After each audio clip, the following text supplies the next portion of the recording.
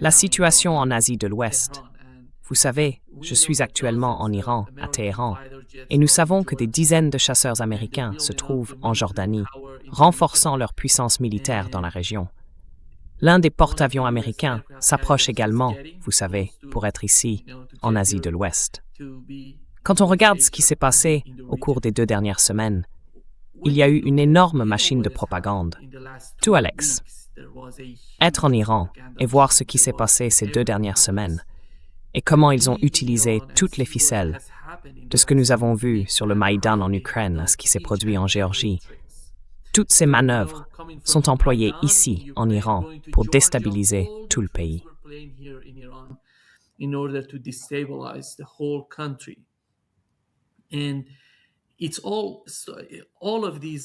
Et tout ce chaos a commencé avec des manifestations en Iran à cause de la situation économique. Le gouvernement était en difficulté. La monnaie perdait de sa valeur. Le taux de change par rapport au dollar s'effondrait. C'est pourquoi les gens ont décidé de sortir manifester pour essayer de communiquer avec le gouvernement au sujet des difficultés qu'ils rencontraient. Et voici ce que Scott Bessent a dit à propos du rôle des États-Unis dans ce qui s'est passé en Iran.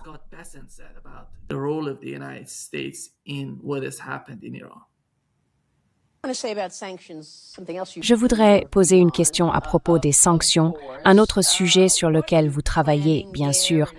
Que prévoyez-vous concernant l'Iran et l'impact dans cette région? Les sanctions sont-elles réellement efficaces?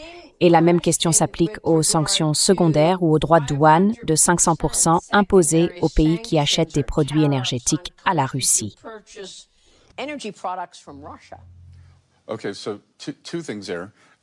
D'accord. Donc 2 choses à ce sujet. Il y a des sanctions du Trésor. Et si vous regardez un discours que j'ai prononcé au Economic Club de New York en mars dernier, j'ai dit que je pensais que la monnaie iranienne était au bord de l'effondrement. Que si j'étais un citoyen iranien, je retirerais mon argent.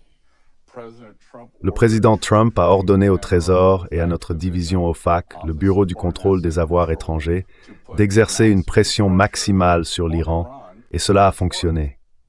Parce qu'en décembre, leur économie s'est effondrée. Nous avons vu une grande banque faire faillite. La banque centrale a commencé à imprimer de la monnaie. Il y a une pénurie de dollars. Ils ne peuvent pas obtenir d'importation. Et c'est pourquoi les gens sont descendus dans la rue. C'est donc de la diplomatie économique, sans qu'un seul coup de feu soit tiré, et les choses évoluent.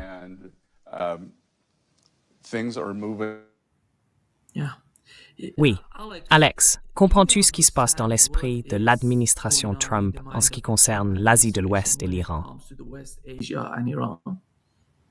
No, I don't. I think that there are Non, je ne pense pas. Je crois qu'il y a 2 factions là-bas.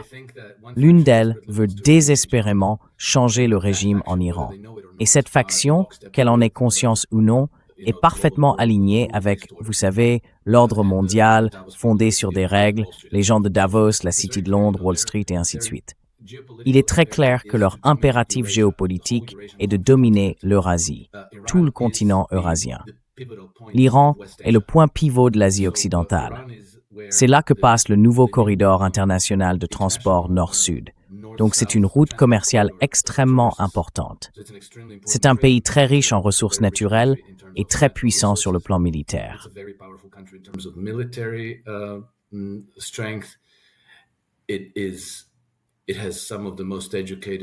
C'est l'un des pays dont la population est la plus instruite au monde. Il figure parmi les premiers en ce qui concerne la quantité de talents en ingénierie et en technique qu'il forme chaque année, et ainsi de suite. Donc, pour les mondialistes, il est clair qu'ils veulent prendre le contrôle de l'Iran, car ce pays est trop important pour leur agenda. Et je pense que, pour beaucoup de gens au sein de l'administration américaine, c'est presque un réflexe. Vous savez, nous devons dominer le Moyen-Orient. Et donc, les mollahs doivent partir. Ils ne se posent pas plus de questions. Ils pensent simplement que c'est une bonne chose, parce que les mollahs sont réactionnaires et que, vous savez, liberté, démocratie, blablabla, droits de l'homme, n'est-ce pas? Ils ne réfléchissent pas au-delà de cela. Ainsi, Pour Wall Street et la City de Londres, la motivation est évidente. Wall Street and City of London are concerned, the incentive is obvious. It's a very resource-rich country, and if you control C'est un pays très riche en ressources. Et si vous contrôlez le gouvernement, si vous avez le contrôle politique du pays, alors vous obtenez la richesse issue de ces ressources, laquelle, vous savez, par la magie de notre système monétaire frauduleux, devient immédiatement des actifs inscrits au bilan des banques occidentales. C'est donc de là que vient cette pression. Ensuite, il y a Israël, qui fait partie de cette équation, parce que, vous savez, Israël a été créé par l'Empire britannique précisément pour cette raison, afin qu'ils puissent avoir une tête de pont dans la région qu'ils peuvent utiliser pour maintenir toute la zone sous contrôle. Ainsi, si un pays devient indépendant et ose dire non à l'Empire, il y a Israël, prêt à faire la guerre à quiconque à la moindre occasion. Israël remplit donc son rôle.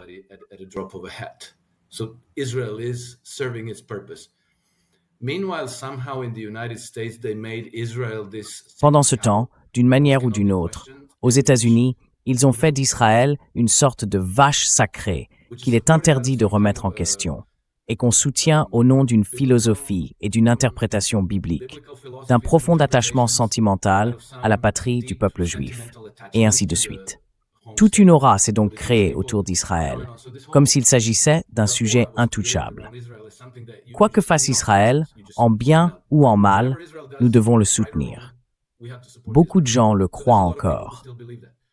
Mais il y a aussi, au sein du gouvernement américain, et je pense que Trump lui-même en fait partie, des personnes qui changent radicalement de cap, qui démantèlent l'ordre mondial fondé sur des règles, et qui comprennent la réalité des choses, à savoir qu'Israël n'est pas un allié des États-Unis.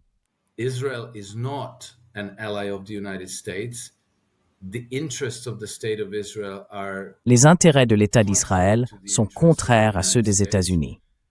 Et en renversant le régime iranien, ils aideraient en réalité les forces mondialistes qui sont leurs ennemis. Il existe donc des forces opposées au sein de l'administration américaine. Et c'est pourquoi il est toujours erroné de considérer les États-Unis, ou tout autre pays, comme un bloc monolithique, et de dire « les Américains font ceci » ou « les Américains font cela ». La semaine dernière, j'ai parlé avec... Enfin, nous n'avons pas vraiment parlé la semaine dernière, Nima, mais j'étais avec le professeur Glenn Deason, et nous discutions de ce sujet. C'était au moment où les gens disaient « Oh, dans les 12 à 24 prochaines heures, c'est sûr à 100%. Les États-Unis vont entrer en guerre. Ils vont tenter de changer le régime iranien. Ils vont bombarder l'Iran. »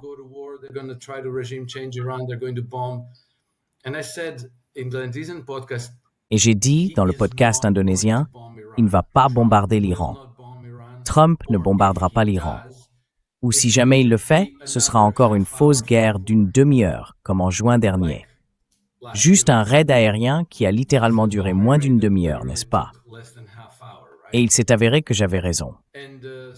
Maintenant, il faut reconnaître, les gens disent « Oh oui, c'est parce que Starlink est tombé en panne. Les Iraniens ont trouvé comment faire tomber Starlink. » D'accord, très bien. Et puis vous savez, les Saoudiens n'ont pas autorisé les États-Unis à survoler leur territoire, et les Irakiens non plus. Et il y a beaucoup de raisons avancées, comme quoi Trump a perdu son sang-froid, qu'il a eu peur au dernier moment, et ainsi de suite. Mais il faut admettre que cela fait 3 sur 3.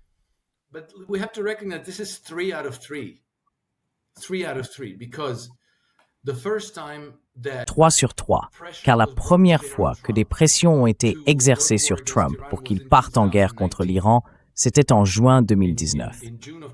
La deuxième fois, c'était l'été dernier, lorsque Trump a bombardé l'Iran. Mais il ne s'agissait que d'environ 40 missiles, des Tomahawk et des bombes anti-bunker. Et cela n'a duré que moins d'une demi-heure. Et c'était la troisième fois. Les 3 fois, soit il n'est pas allé en guerre, soit, vous savez, il a mené une sorte de guerre factice. Ce n'était pas totalement factice. Mais vous savez, si l'on compare le raid de juin dernier contre l'Iran à ceux en Libye, en Syrie, en Afghanistan, à Fallujah, la différence est très évidente. Ce n'était pas une vraie guerre. Et ensuite, les Iraniens ont réagi de manière équivalente. Ils n'ont pas anéanti les bases américaines à travers le Moyen-Orient. Ils n'en ont frappé qu'une, en l'annonçant à l'avance, sans faire de victimes. Trump les a remerciés, et ainsi de suite. No casualties, Trump thanks them and so forth. And so, I don't know what's going to happen. Et donc, je ne sais pas ce qui va se passer. Il est très évident qu'une pression est de nouveau exercée sur Trump pour qu'il parte en guerre contre l'Iran, pour qu'il pousse à un changement de régime, parce que le soi-disant ordre mondial fondé sur des règles est désespéré de faire dérailler les BRICS, de détruire le corridor de transport nord-sud, de prendre le contrôle du Moyen-Orient, de l'Asie occidentale. Et l'Iran fait désormais partie intégrante des BRICS, ainsi que de l'Organisation de coopération de Shanghai. Il a conclu des traités globaux avec la Chine et avec la Russie. C'est donc un pilier important de la sécurité régionale du continent eurasiatique. C'est pourquoi il est si important pour eux de détruire l'Iran, ou du moins de le ramener dans l'orbite occidentale en imposant démocratiquement un shah au peuple iranien.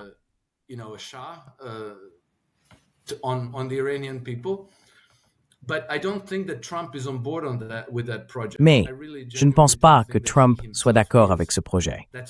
Je ne pense vraiment, sincèrement, pas qu'il le soit. Cela ne veut pas dire qu'il n'y a pas beaucoup de personnes au sein de la structure du gouvernement américain qui y adhèrent. Et nous savons aussi qu'en 2019, nous avons découvert qui faisait pression sur Trump pour qu'il lance une guerre contre l'Iran. Et c'était l'ambassade britannique à Washington. Ce qui s'est passé, c'est qu'en juin 2019, les Iraniens ont abattu un drone américain dans le golfe Persique. Et soudain, tout le monde s'est mis à paniquer. Il faut réagir, il faut aller bombarder les Iraniens. Et Trump a dit non.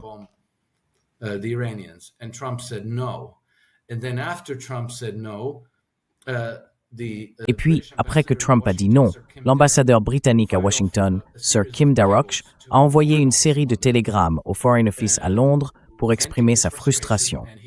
Il a traité Trump de tous les noms, disant qu'il était incompétent, pas sérieux, chaotique et peu fiable. Mais la partie importante de ces télégrammes, qui ont été divulgués par Anonymous, était que Kim Darroch affirmait que Trump pouvait être influencé et qu'il fallait, selon lui, l'entourer de soi-disant chuchoteurs de Trump et saturer le terrain pour qu'il finisse par accepter de dire « D'accord, bombardons l'Iran ». Et je pense que c'est exactement ainsi qu'ils ont réussi à le faire, approuver l'assassinat de Qasem Soleimani. Il y avait John Bolton, Mike Pompeo et tous ces personnages. John Bolton and Mike Pompeo and all these characters, and then in those cables between. Et puis, dans ces câbles, ils ont révélé d'autres noms de personnes qui adhéraient pleinement à l'agenda britannique visant à renverser le régime iranien. Donc vous voyez, c'était les Britanniques en 2019. Maintenant, cette année, ceux qui sont en première ligne, ce sont les Israéliens. Mais souvenez-vous de ce que nous avons dit. Israël a toujours été un projet impérial britannique, servant précisément cet objectif. Contrôler la région riche en pétrole. Eh bien, j'ai fait pas mal de recherches dernièrement, car j'essaie de comprendre quelle est la position de l'administration Trump sur la question de la Grande-Bretagne. Sont-ils au courant? Sont-ils conscients de ce rôle? Et bien sûr, je le soupçonne, car si moi je peux le comprendre, eux aussi peuvent le comprendre. Mais plus j'ai creusé le sujet, plus je me suis senti rassuré. The more I looked into it, the more reassured I came. Not only are they aware, but we are. Non seulement ils en sont conscients, mais on assiste en réalité à une sorte de guerre qui se prépare entre les États-Unis et la Grande-Bretagne. Et cette guerre ne concerne pas des bombardements. C'est que l'administration Trump exerce de plus en plus de pression sur les Britanniques, les repoussant hors de points chauds stratégiques à travers le monde. Les Balkans, la Syrie et quelques autres endroits, démantelant leurs alliances petit à petit, une par une. Et retenez bien mes mots, à un moment donné, il y aura une véritable rupture. Je pense que ce sera à propos du financement du terrorisme. Depuis que Trump est entré à la Maison-Blanche, une enquête est en cours. Elle n'est pas discutée publiquement, mais les médias britanniques en ont parlé. L'enquête porte sur la question des gangs de prédation, quelque chose qui semble être une affaire purement interne au Royaume-Uni et qui a éclaté il y a environ 10 ans.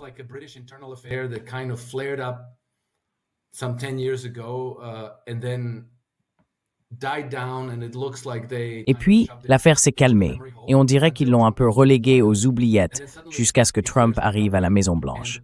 Et là, soudainement, tout a refait surface. La personne qui mène la charge sur ce sujet, c'est Elon Musk.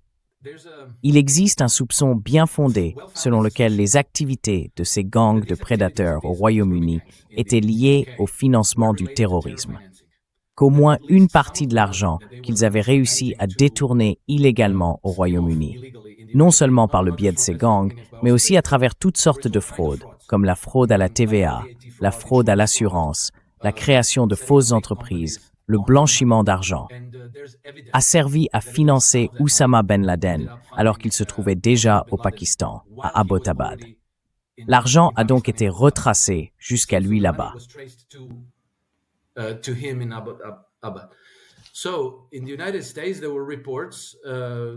Ainsi, aux États-Unis, des rapports ont émergé plus tôt cette année et l'année dernière, et le Times de Londres en a parlé, selon lesquels l'administration américaine veut aller au fond des choses pour savoir si cela a été fait en collusion avec le gouvernement britannique ou s'il s'agissait simplement d'un oubli involontaire. Et si, ou quand, cela sera révélé, il semble que la personne clé dans toute cette affaire soit Keir Starmer, ce qui explique pourquoi il a été si hystérique à l'idée de vouloir fermer X, d'une manière ou d'une autre, se débarrasser d'Elon Musk, et pourquoi ils ont mis en place ce système de censure incroyablement draconien, emprisonnant plus de 12 000 personnes pour des publications sur les réseaux sociaux. C'est parce qu'ils ont très, très peur et qu'ils veulent étouffer tout cela avant que le public britannique ne prenne conscience de tout ce qui se passe.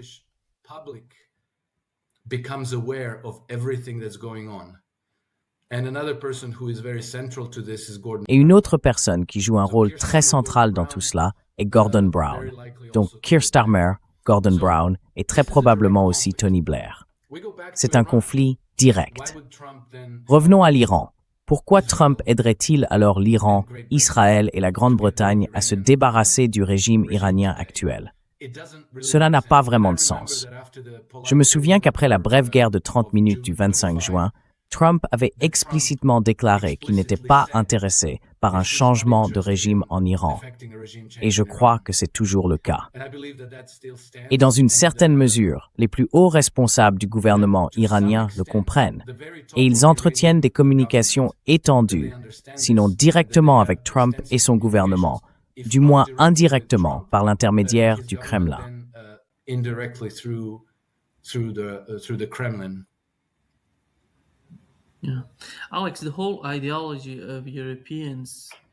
Alex, toute l'idéologie des Européens, tu sais, c'est qu'ils sont tous, on le sait bien, et leur principal objectif, c'est de favoriser ce type d'idéologie. Mais même Macron, tu sais, son message privé a fuité, disant qu'ils sont tous d'accord sur la question de l'Iran, en disant à Donald Trump, « Ignorons la question du Groenland ». Penses-tu que ce que fait Donald Trump avec le Groenland constitue d'une certaine manière une menace pour leur idéologie mondialiste? Quelle est l'issue du mouvement ou de la politique des États-Unis au Groenland? D'un côté, on pourrait dire que les États-Unis s'emparent d'un territoire qui ne leur appartient pas. Ils veulent être plus puissants, plus capables d'affronter la Chine et la Russie, peut-être tout l'Orient. Confronting China and Russia, maybe the whole East. On the other hand, you see somehow their partners, their D'un autre côté, on voit leurs partenaires, leurs alliés, comme le Canada, sortir et déclarer que l'ordre international fondé sur des règles est en quelque sorte terminé. Ce sont là des déclarations énormes. Parce que ce n'est pas simplement un agenda mondialiste quand on parle d'ordre international fondé sur des règles. C'en est le cœur même. Comment voyez-vous cela? Il me semble que les Européens, avec le Canada, se trouvent dans une situation désespérée. Ils ne savent pas comment gérer les États-Unis sous l'administration Trump. D'un côté, ils veulent entretenir une meilleure relation, un meilleur partenariat avec les États-Unis, Mais il semble que Donald Trump n'y soit pas intéressé.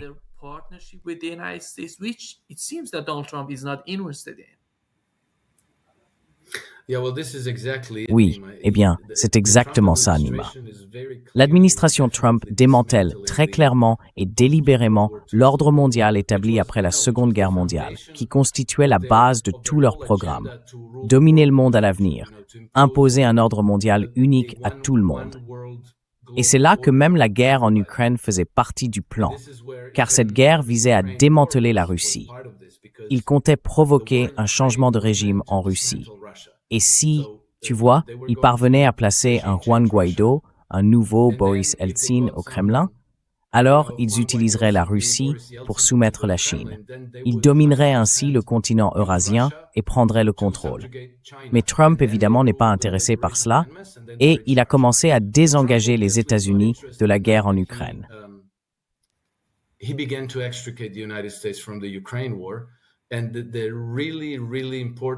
Et la partie vraiment, vraiment importante là-dedans, c'est la garantie de sécurité. Parce que si vous vous souvenez, lorsque Trump est arrivé à la Maison-Blanche, la pression a commencé à monter. Il y avait beaucoup d'allées et venues à Washington, hors de Washington, et ainsi de suite. Ils essayaient de manœuvrer Trump pour qu'il accorde une garantie de sécurité à l'Ukraine. Ce que cela signifiait, c'est qu'à ce moment-là, les Britanniques, les Français, les Allemands, ils pouvaient peut-être envoyer quelques troupes sur le terrain en Ukraine. Et ensuite, si ces troupes étaient attaquées par les Russes, comme les Russes disaient qu'ils le feraient, les Européens diraient « Ah, maintenant tu dois honorer ta garantie. Maintenant tu dois venir nous tirer d'affaire. »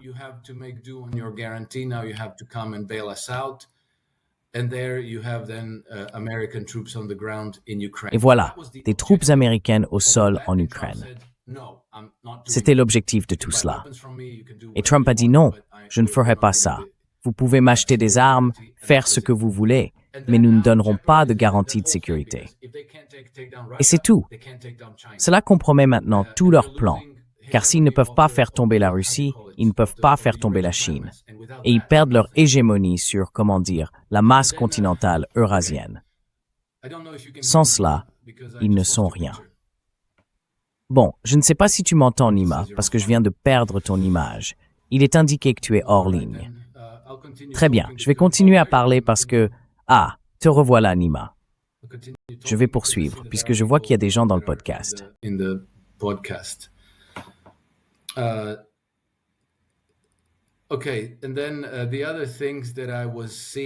D'accord.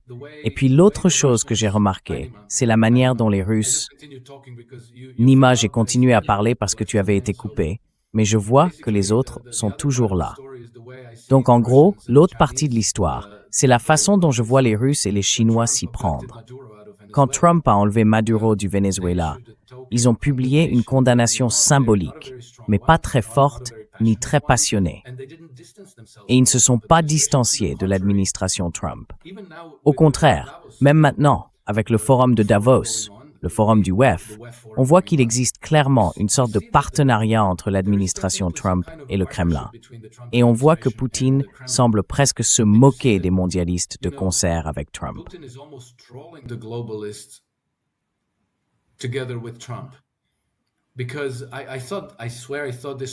Parce que je pensais, je te jure, je pensais que c'était de l'IA, mais on dirait que c'est réel.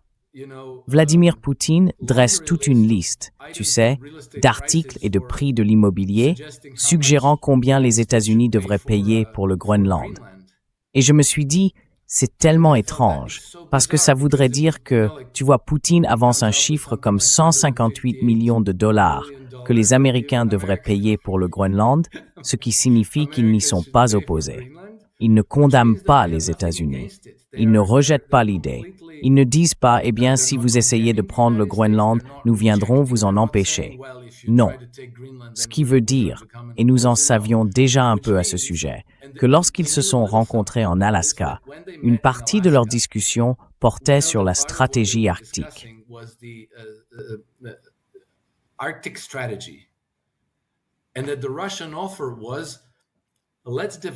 Et l'offre russe était « Développons ensemble l'Arctique ».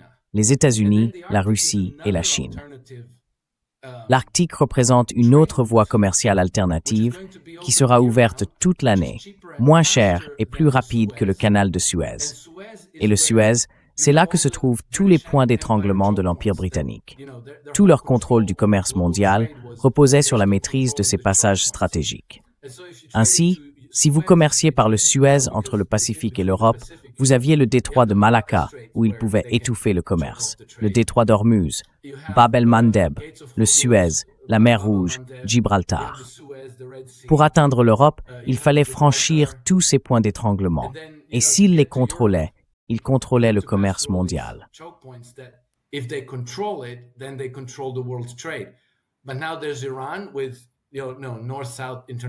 Mais maintenant, il y a l'Iran avec la route commerciale internationale nord-sud. Et puis il y a l'Arctique. Ainsi, les États-Unis interviennent comme partenaires stratégiques dans le développement de l'Arctique, aux côtés des Russes. Et les Russes ne réagissent pas de manière hystérique. Ils disent plutôt « Très bien, si les Américains paient environ 158 millions aux Danois, tout ira bien et nous pourrons continuer les affaires. » Tout cela est donc très intéressant à observer. Mais il faut être prudent dans notre lecture de l'administration Trump, car premièrement, ce n'est pas un bloc monolithique. Certains tirent dans le sens d'une intégration multipolaire, tandis que d'autres restent fidèles au système globaliste, à l'OTAN, aux alliés européens.